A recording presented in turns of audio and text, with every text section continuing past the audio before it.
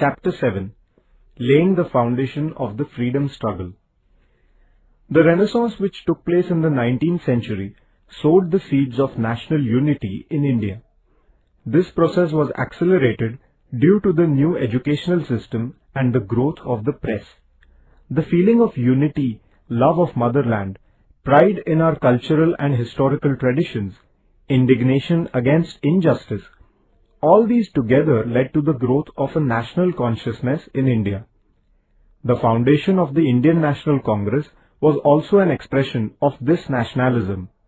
Nationalism was not just a political ideology. Rousing the people against the economic exploitation perpetrated by the British was also an expression of this nationalism.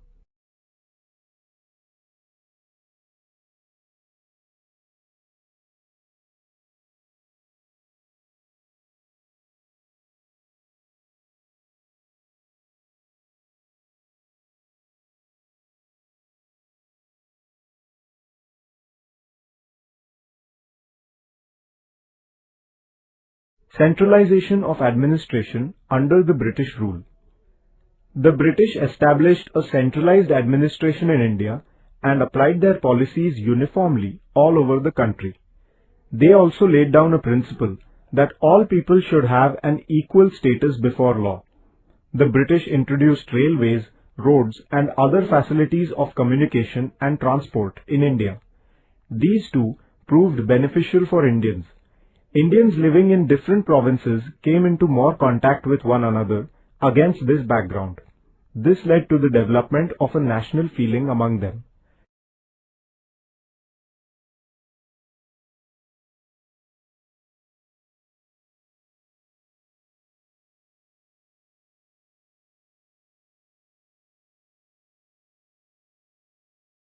Economic exploitation of India. The imperialistic policies of the British led to the economic exploitation of India. India's wealth was being drained towards England in many ways. The middle class was forced to bear the burden of a variety of new taxes.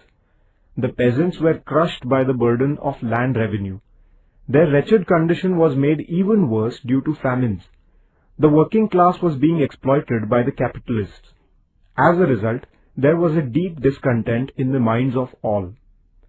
Some Indians wrote books to express their views against this economic exploitation. For example, Dadabhai Naoroji showed how the British policies exploited the Indians economically and drained India's wealth to England.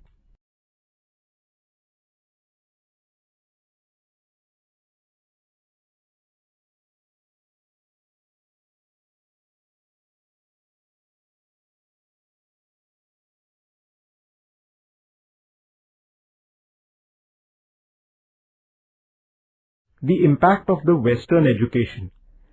The British introduced Western education in India. Through this education, young Indians imbibed the values of rationalism, humanism, equality, liberty, a scientific outlook, democracy and nationalism. The educated people began to feel that they should bring about the upliftment of their country on the basis of these values. Thus, Western education lent a modern outlook to the national sentiment of the Indians.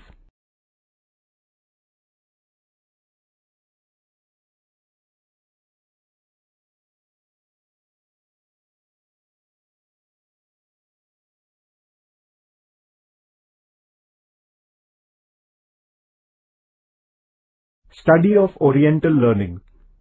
In the latter half of the 18th century, some Western scholars had started doing research in the field of ancient Indian history and culture.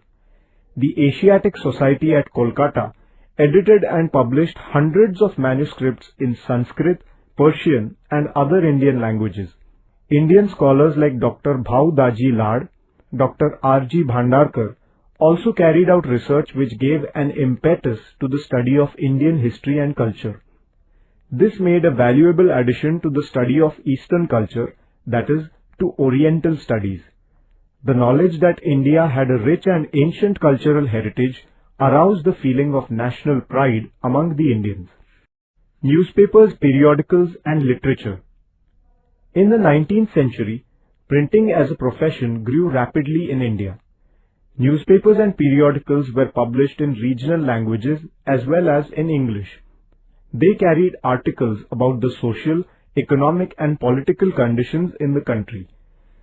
Newspapers such as Darpan, Prabhakar, Hindu Patriot, Amrit Bazar Patrika, Kesari and Maratha rendered invaluable service in bringing about political awakening. Criticism of government policies and suggestions regarding the measures for the progress of India appeared in these papers and periodicals. Bankim Chandra Chattopadhyay in Bengal, Vishnu Shastri Chiplunkar in Maharashtra and others created political awareness through their writings. The middle class, which had received Western education, assimilated the philosophy of democracy. They firmly believed that the people must have a place in managing the affairs of their country. They were enraged by the attitude of racial superiority of the British administrators, the subordinate position assigned to the Indians in the administration, and such other things. They realized that organized efforts were needed to put their grievances and discontent before the government. This realization led to the foundation of provincial political associations. The background to the foundation of the Indian National Congress. The educated Indians felt that they should be politically organized against the unjust British policies. Their objectives were to get justice through lawful means, to awaken the people, and to convey people's demands to the government. With this end in view, provincial political associations were established in different parts of the country. Surendranath Banerjee desired that the Indian Association formed in the Bengal province should become the center of an all-India movement. In 1883, he organized an all-India national conference at Kolkata. Over 100 representatives from different parts of the country attended the conference. This was the first step taken by the Indians to form an all-India organization. Foundation of the Indian National Congress. The first session of the Indian National Congress was held in the Gokuldas Tejpal Sanskrit Pathshala in Mumbai on 28 December 1885. Vyomesh Chandra Banerjee was the president of this session. 72 representatives from various parts of the country attended this session. Together, they founded the Indian National Congress in this same session. A British officer, Alan Octavian Hume, also took initiative in the foundation of the Indian National Congress. Different national issues were discussed in this session. A place for Indians in the administration of the country, curtailment in the expenditure on army, and other demands were made at this time. These demands were presented to the British government. The foundation of the Indian National Congress paved the way for India's freedom struggle. The objectives of the National Congress. The objectives of the Indian National Congress were to bring together the Indians living in different parts of the country, to create a feeling of unity among them irrespective of the differences of religion, race and caste, to provide them an opportunity to understand one another's problems and views, and to discuss the measure necessary for the uplift of the country. The progress of the Indian National Congress. The leaders of the National Congress were inspired by modern ideas and the love of motherland. They believed in the principles of liberty, equality and fraternity. They believed in constitutional means.